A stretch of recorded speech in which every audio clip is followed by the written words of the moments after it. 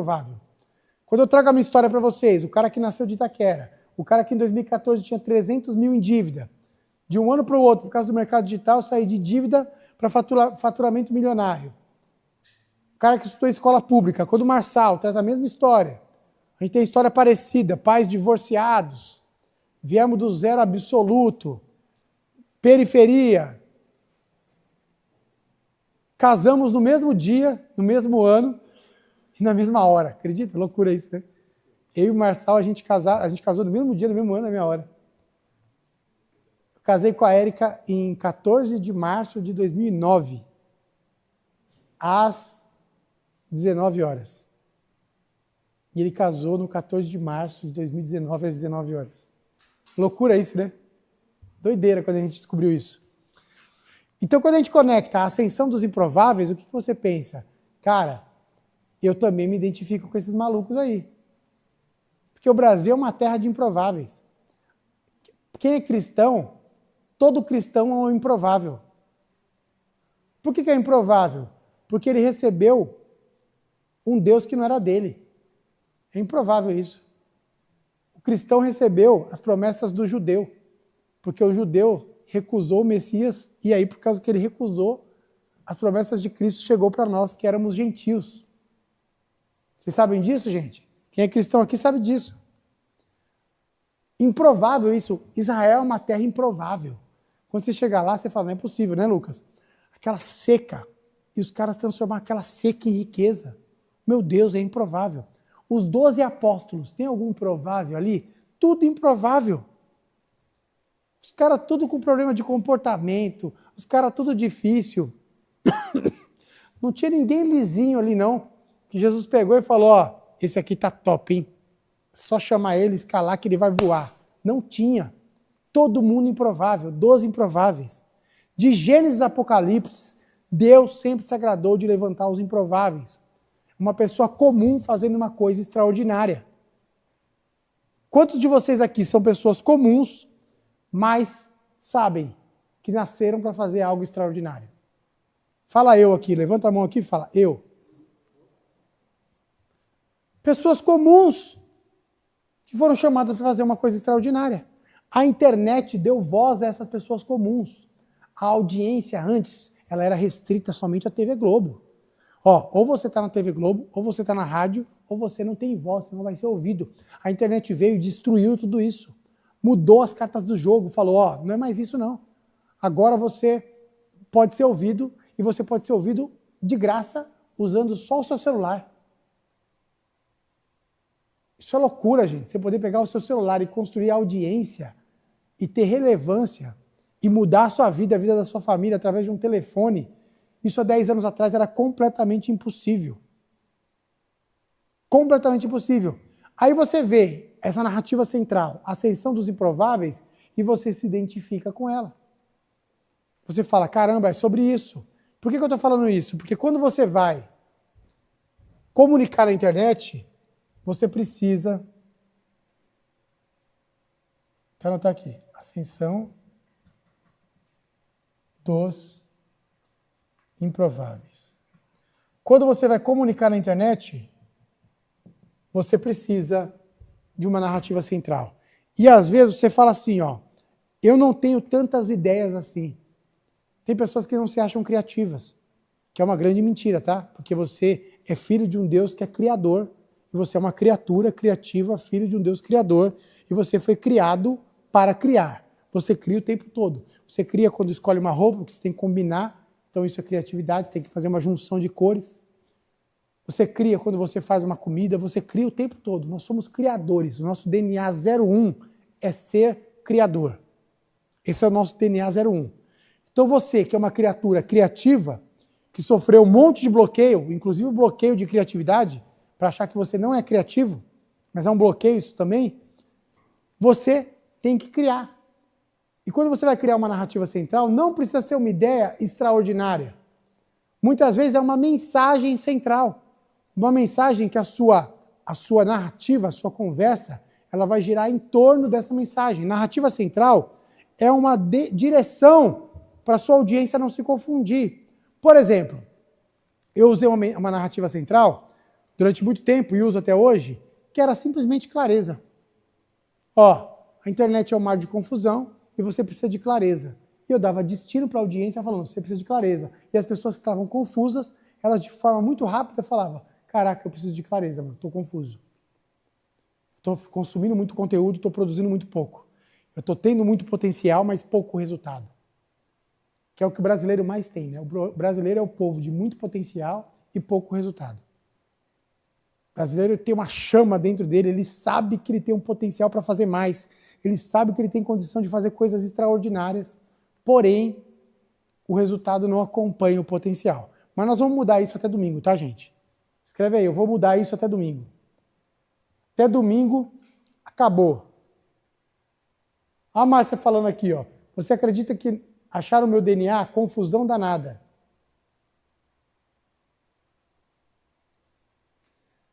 Olha o outro falando aqui, eu gosto de criar coisas novas. No final de semana eu fiz uma tilápia com sardinha. Já tá vendo os pratos aqui, cara. Vamos pensar na lógica aqui, gente. Qual que é a lógica? Quando eu começo a pensar no digital, a primeira coisa, eu tenho que saber para quem eu vendo e quem eu sou. Jornada do Avatar, Jornada do Mentor. Quem não assistiu a aula de ontem, assiste, porque eu expliquei no detalhe a Jornada do Avatar, a Jornada do Mentor. Aí depois, eu vou para a segunda parte. Na segunda parte, eu tenho que criar um inimigo em comum, que é um inimigo para que eu, junto com a minha audiência, a gente bata nele e a gente gera identificação com isso. Para que eu, junto com a minha audiência, a gente compre essa briga. Eu preciso dar um nome para esse inimigo. Pode ser o sistema educacional, pode ser, como eu dei aquele nome ontem, síndrome do idiota motivado. Eu criei esse nome para declarar guerra contra um inimigo. E chegou no final da aula, estava todo mundo falando, mano, chega! Síndrome do idiota motivado nunca mais. Chega, tô fora dessa síndrome. Por quê? Eu criei um inimigo para a gente combater juntos. Aí o que eu fiz? Eu contei histórias de quando eu era um idiota motivado, quando eu estava motivado na direção errada, me alimentando de uma motivação barata. E aí vocês se identificaram e a gente declarou guerra contra esse inimigo.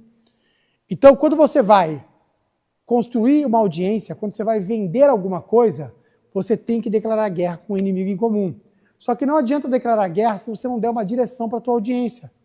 E qual que é a direção que você vai dar? Narrativa central.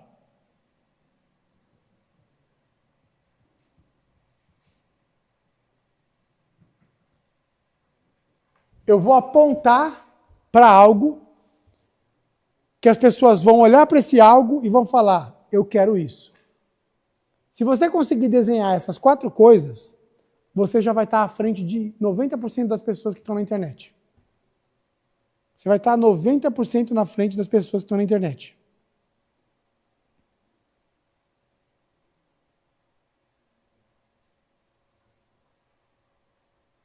Por quê?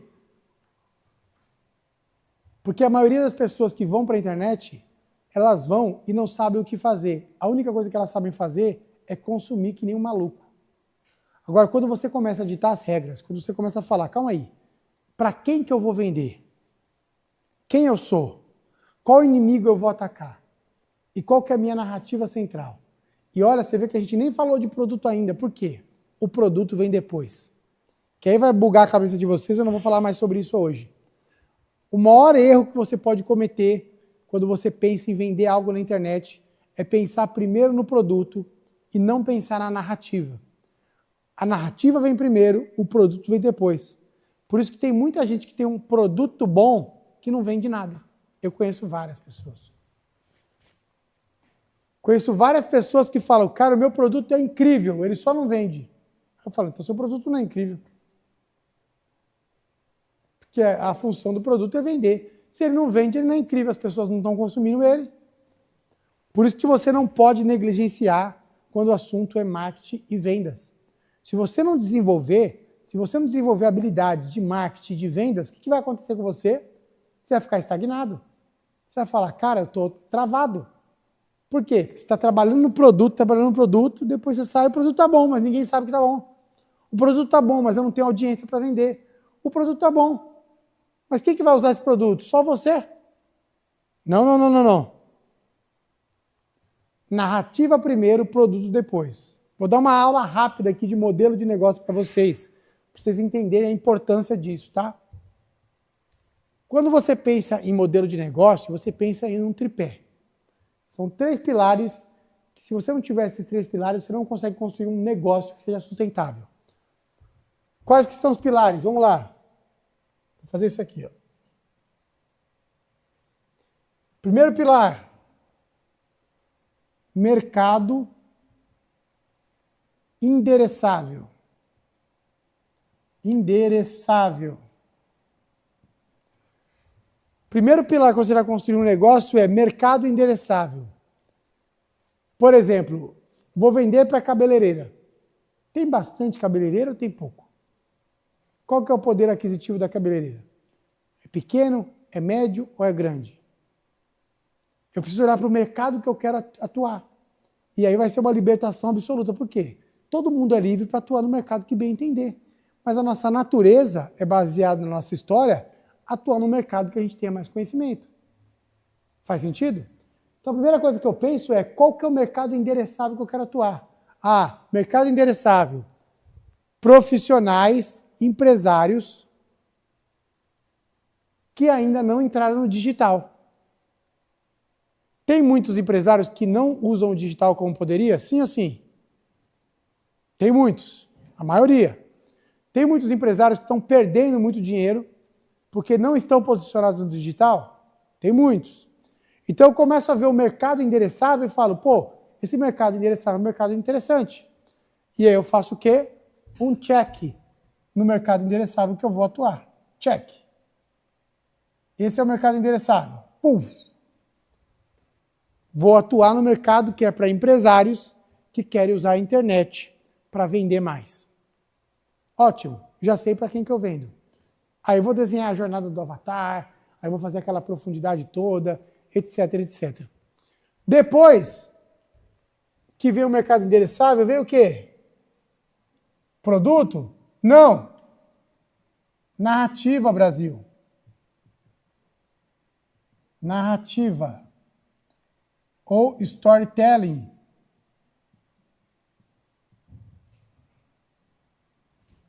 Que é o seguinte, dentro desse mercado endereçável, qual é a história que eu vou contar que vai me diferenciar de todos os concorrentes, que vai mostrar para essas pessoas que eu sou único? Por exemplo, Flávio Augusto lá atrás acertou em cheio. Em 1995 ele, cara, eu vou vender mercado endereçável, curso de inglês. Aí narrativa, qual vai ser? Inglês para adultos. Na época as escolas de inglês eram só para crianças. Ele foi lá e criou a narrativa, inglês para adultos. Aí todo mundo falou, cara, mas a gente não tem um produto para vender para adulto, nosso produto é de criança. Aí ele falou, não importa, agora a gente se vira para fazer esse produto. Porque o mais importante é a narrativa. Depois que eu criei uma narrativa, eu corro atrás de criar um produto que entregue exatamente aquilo que aquela narrativa promete. Porque se a narrativa é boa, se a história é sexy o suficiente, vale muito mais a pena eu desenvolver o produto em cima dessa narrativa que é boa e as pessoas vão desejar e vão comprar, do que eu criar um produto que ninguém quer. Estão entendendo? E aí, por último, o terceiro pilar, o primeiro pilar, mercado endereçável. Eu vou vender para esse mercado. Aí eu vou contar essa história para esse mercado. E aí o terceiro pilar é canal de distribuição.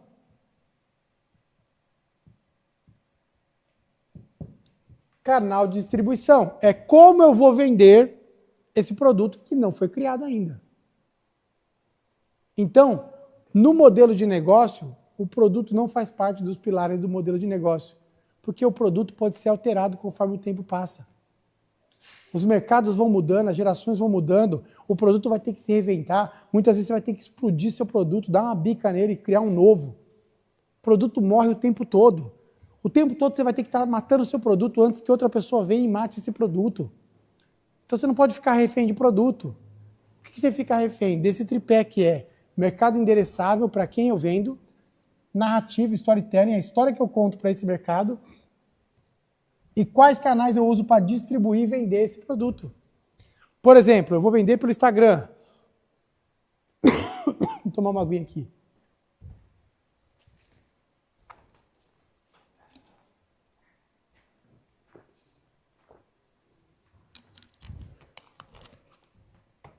Eu vou vender pelo Instagram. Então eu tenho uma estrutura de Instagram que eu faço sequência de stories, depois vendo pelo direct. É um canal de distribuição. Eu vou vender por telefone, comercial ativo.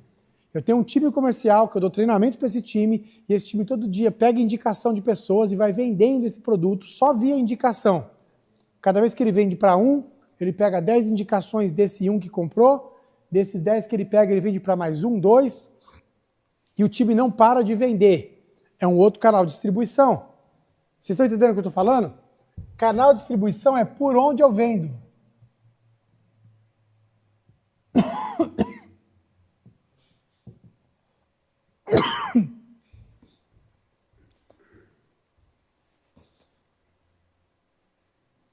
Ó a Kézia aqui, ó, tomou um antialérgico.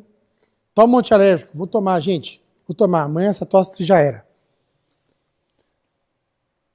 Vocês estão entendendo o que eu estou falando, gente? Então, quando eu crio um modelo de negócio, eu preciso ter esse tripé. Mercado que é endereçável, qual mercado eu vou vender, qual história eu vou contar para esse mercado e por qual canal eu vou distribuir o meu produto. Eu não preciso de múltiplos canais, eu preciso de um canal bem feitinho, é o suficiente para eu conseguir vender meu produto. E aí vem a notícia que você pode receber ela bem ou mal, que é o seguinte: se você fizer um único produto dentro dessa estrutura que eu estou te entregando, você pode mudar a sua vida completamente para sempre. Você não precisa de 2 produtos para mudar a sua vida. Você não precisa de 3 produtos. Você não precisa de 2 negócios. Você não precisa de 3 negócios. Você precisa de um negócio bem feito, com um produto bem feito, no mercado endereçável certo, com uma boa narrativa, no canal de distribuição, que pode ser um canal de distribuição, se for o caso. É recomendado que você tenha múltiplos canais de aquisição, mas se você tiver um bem feitinho, redondo, e você muda completamente a tua história com um produto. E eu sei que isso buga a sua cabeça.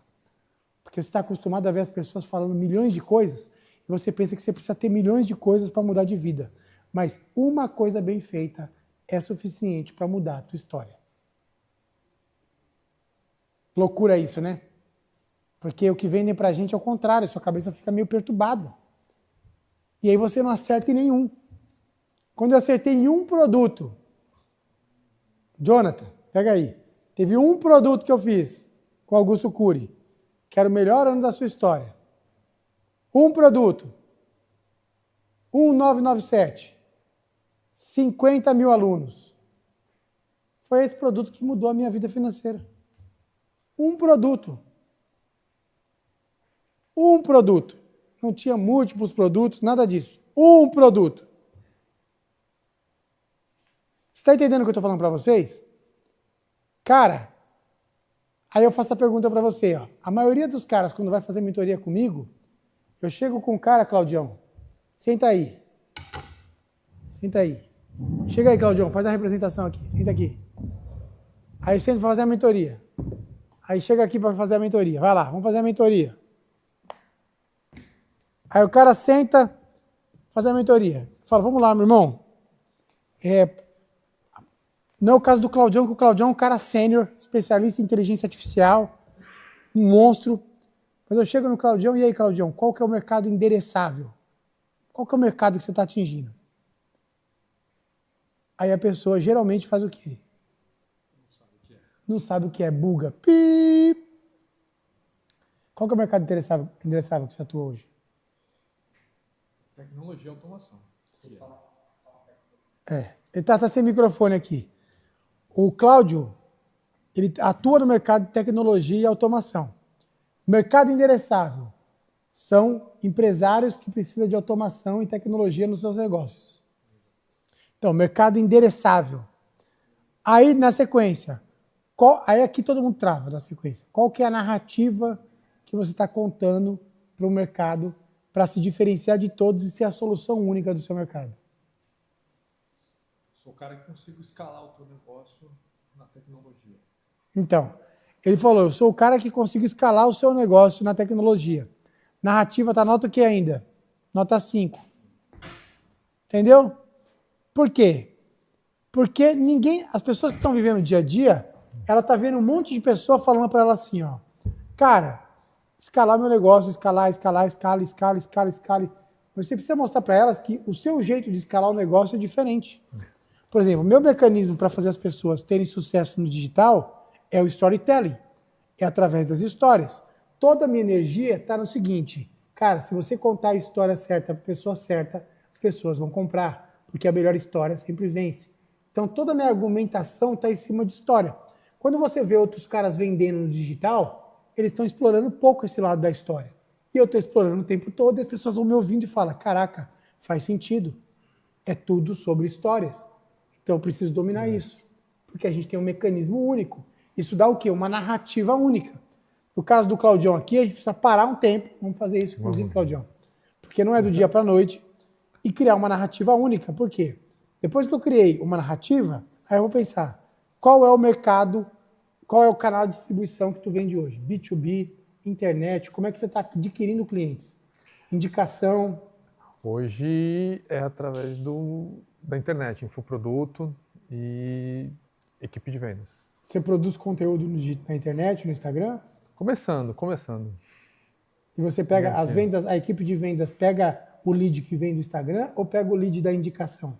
Hoje é um funil de social selling que eu Social tenho. selling. Quem não sabe o que é social selling é você produz um conteúdo, depois que produziu esse conteúdo, essa pessoa gera um ponto de contato com esse conteúdo, aí entra uma pessoa lá para conversar com ela, fazer um social selling, que é uma venda social, e aí depois desse social selling passa para um closer, que é um vendedor, e esse vendedor fecha a venda de uma vez por todas. Isso é um canal de distribuição. Aí você fala, Aguiari, o cara é um vendedor. Não, é um closer, porque o closer, ele não fez a venda inteira. A venda foi ele e o social selling que fizeram juntos. Quando você tem um time comercial, o vendedor faz a venda inteira sozinho. Ele nem precisa de lead. Ele nem precisa de nada. Ele vende por indicação. O vendedor é aquele cara que, se a internet acabar, ele continua ativo, prospectando contato e vendendo. É um outro canal de distribuição. Vocês estão entendendo isso?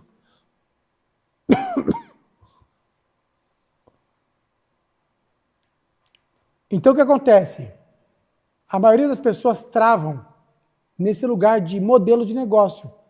Mercado endereçável, narrativa única, canal de distribuição. Quando eu tenho isso bem desenhado, aí eu vou para o trabalho que a gente está fazendo. Obrigado, Claudião. Tamo junto. Depois eu vou para o quê?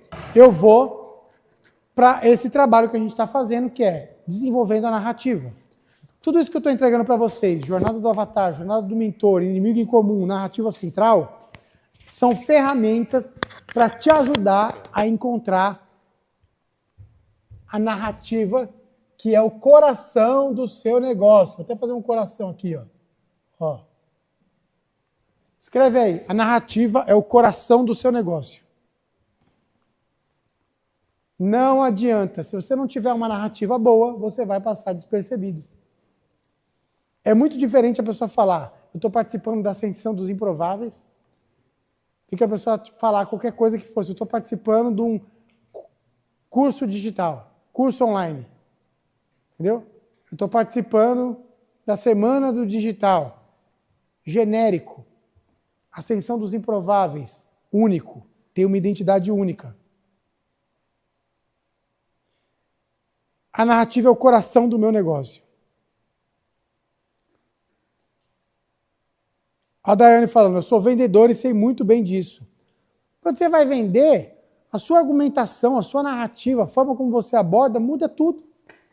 Por isso que a gente tem muita gente que tem um produto que nem é tão bom vendendo muito. E muita gente com um produto muito bom morrendo.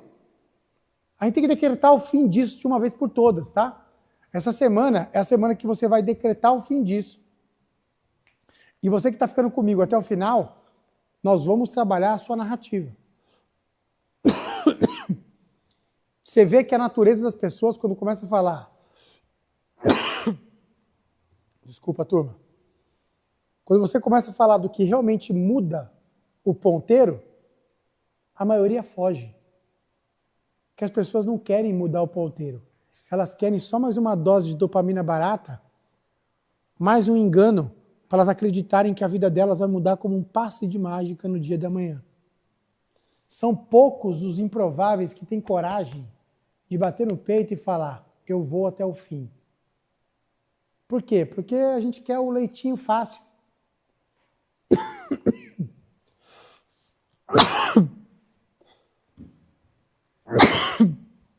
Ô, Jesus.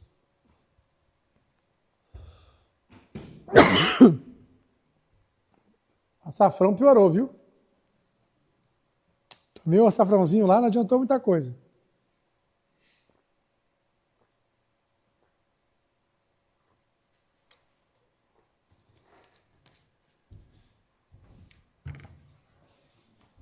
Fujam da zona do conforto. Ó a mentira que ela está contando aqui, a Lília. Sou uma péssima vendedora. Você não é uma péssima vendedora. Você só não tem as ferramentas certas. Quem tenta vender no improviso, vende mal.